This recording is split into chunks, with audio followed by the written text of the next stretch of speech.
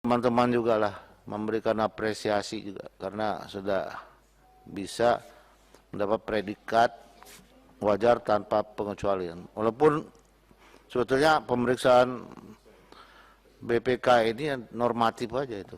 Kalau udah sesuai laporannya dengan prinsip-prinsip keuangan negara bisa WTP gitu. Walaupun ada temuan-temuan. Nah, kalau nggak bisa tidak sesuai dengan laporan ataupun pemeriksaan ataupun prinsip-prinsip keuangan negara ya bisa disclaimer. Nah ini saya kira ini ya normatif. Yang tentu yang ingin saya lebih perhatikan adalah PNBP, ya, pendapatan nasional bukan pajak. Nah ini di Kementerian Perhubungan ini ada di jasa kepelabuhan, juga ada jasa perkeretaapian, dan juga mungkin juga bandara gitu. Nah sebetulnya tadi sudah disampaikan oleh Ibu Restu ya, kalau nggak salah, dan yang lainnya. Kami sebetulnya ingin tahu Pak, detailnya jasa kepelabuhan itu apa gitu, ya. Terutama saya gitu, apakah di Tersus itu kita tarik gitu bisa jasa kepelabuhan atau di penyeberangan feri-feri gitu, feri penyeberangan seperti di Selat Sunda ataupun di Tanjung Api-Api ke Bangka Belitung. Yang ingin saya sampaikan kalau itu banyak pendapatan dari penyeberangan di Tanjung Api-Api itu Pak. Sekarang cenderung truk-truk yang dulu menyeberang langsung dari Tanjung Priok atau mana ke Bangka Belitung, sekarang cenderung lewat tol ke Tanjung Api-Api baru nyebrang karena ada kelebihan 1 sampai 1,5 juta sopir itu Pak. Kalau nyebrang lebih murah, artinya dia bisa bawa pulang pendapatan kelebihan itu gitu. Nah, ini menarik. Nah sekarang udah penuh, artinya 12 kapal penyeberangan feri yang memang tidak bisa yang terlalu besar itu kapasitasnya. Nah, ini sudah kurang di Tanjung Api-Api itu. Nah, saya mohon ini diperhatikan, perlu penambahan gitu. Saya ada laporan dari daerah perlu penambahan roro atau feri penyeberangan untuk khususnya truk-truk yang tadi cenderung lewat jalan tol dan menyeberang lewat Tanjung Api-Api itu ke Bangka Belitung.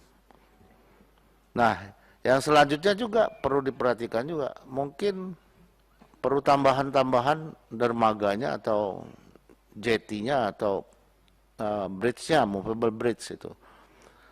Ada lagi di sana, kelemahan di Tanjung Api-Api itu, terminalnya jelek sekali Pak Menteri. Karena itu punya provinsi, apakah tidak bisa dikerjasamakan, provinsi menyerahkan ke Kementerian Perhubungan dan itu bisa diperbaiki gitu. Masih yang lama itulah. Tidak sesuai gitu dengan sekarang sudah ramai tapi terminalnya masih seperti itu. Nah kemudian jasa perkeretaapian Pak, itu apa gitu? Karena di Sumatera Selatan, saya pernah mengunjungi juga PT KAI, pendapatan mereka itu per tahun 1,5 sampai 2 triliun Pak, dari angkutan batu bara. Nah, dapat nggak kita? Apakah cuma ngatur lalu lintas perkeretaapiannya saja gitu? Atau itu? Nah ini kalau bisa ini kan dibicarakan, artinya Kementerian Perhubungan bisa dapat. Kalau itu alurnya langsung ke BUMN, ini jauh Pak. Artinya ke Menteri Keuangan dulu di store semua, nah nanti baru jadi APBN itu Menteri Perhubungan dibagi. Nah ini jauh sekali ininya. Nah ini bagiannya mungkin lebih kecil gitu. Tapi kalau langsung berupa PNBP ini akan semakin baik.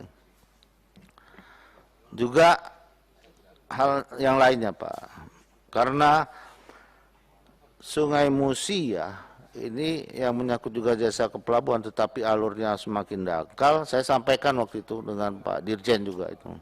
Nah ini apakah tidak ada gitu upaya di Sungai Musi itu pengerukan seperti sungai lain yang sudah mulai gitu. Karena ini akan sangat menderita sungai ini. Hanya bisa 8.000 DWT di sana. Seharusnya bisa 15.000 gitu. Tongkang-tongkang batu bara untuk kapal, minyak dan sebagainya. Banyak dipakai masih situ. Karena kita belum ada pelabuhan Samudra. Tanjung Carat yang katanya November kemarin groundbreakingnya tapi belum mulai juga. Nah, saya dengar ada permasalahan alih fungsi lahan dengan Kementerian Kehutanan. Tapi itu sudah selesai, Pak. Laporan KSOP sudah selesai dan ini mohon ditindaklanjuti secara cepat, secepatnya karena sudah dianggarkan ditarik lagi, anggarkan tarik lagi. Nah, ini kita mulai groundbreakingnya kapan kepastiannya.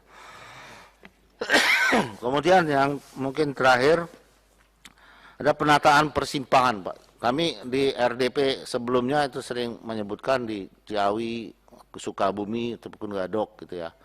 Gadok Puncak. Nah, ini udah ada gerakan perubahan, Pak. Ada tindakan. Apakah ini karena perintah Menteri Perhubungan ke BPJT ya, Badan Pengembangan Jalan untuk Jabodetabek ini. Tapi sudah rapi, Pak. Hanya di persimpangan-persimpangan itu dan keluar dari tol Ciawi itu masih gelap, Pak. Nah, ini saya tanya siapa yang paling bertanggung jawab untuk penerangan ini? Menteri Perhubungan ya, Kementerian Perhubungan. Nah, saya kira ini juga jadi PR kita dan mudah-mudahan dengan adanya tindakan gerakan perubahan ini juga Jasa Marga ikut di sana, Pak. Sudah membongkar warung-warung liar situ ya. Nah, saya kira ini baik sekali dan perlu penataan lebih lanjut. Terima kasih. Wassalamualaikum warahmatullahi wabarakatuh. Terima kasih Pak Edi Santana. Selanjutnya